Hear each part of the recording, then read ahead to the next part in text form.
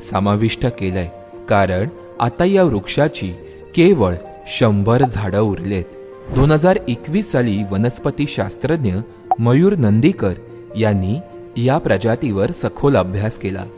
Sahyadri croton या वृक्षाचे नर आणि मादी फूल हे वेगवेगळ्या फांदीवर येतात. हरिश्चंद्र गडावर निमसदाहरित जंगलामध्ये हा वृक्ष आढळतो.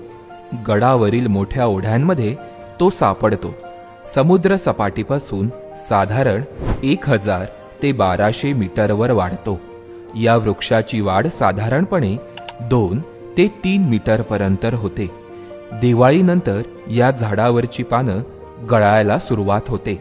मार्च महिन्यात या झाडाला फुलं येऊन मे ते जून महिन्यात त्याला फळं धरतात. मोठ्या पावसात ही फळं गळून पडतात.